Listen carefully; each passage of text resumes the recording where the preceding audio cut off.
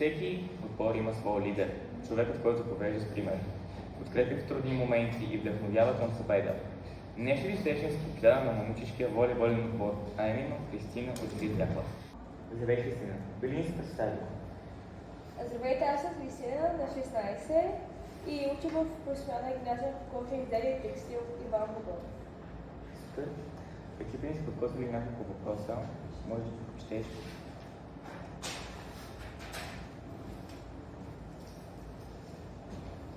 Какво означава за теб волейболът?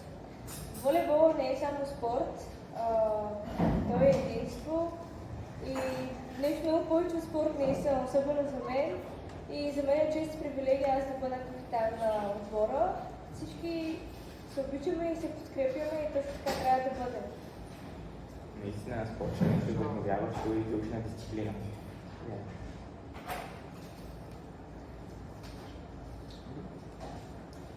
Как прочита една стандартна тренировка? Една тренировка прочита с загрявка, след това техническите упражнения, нали, блок, атака, сервис. Разделяме се на два отбора и започваме да играем.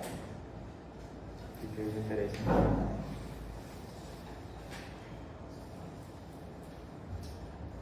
Какво мотивира отбора ви? Нашите треньори, ние много ви благодарим, вие ни мотивирате винаги и ни подкрепяте и така ние вярваме в себе си чрез вас, че може повече и повече и ние ви благодарим за това, че винаги ни мотивирате и сте до нас.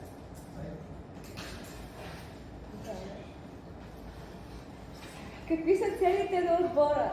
Целите на отбора стремим се към развитие, както индивидуално, така и колективно и към победата. Последен въпрос. От колко време тренираш волейбол и как започна всичко? Още от основното училище. Наистина харесва ми спорта волейбол. Както казах, той не е само спорт.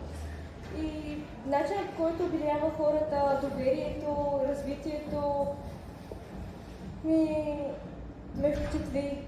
Разбрах ли, че ще имате на 6-ти среща с друг волейболен отбор? Да. Подготвяте ли се? Доста силно. Някъде около 2 месеца вече се тренираме и вярваме, че ще спечелим. Надъхани сте. Благодарим ти, Кристина, че ни гостувам.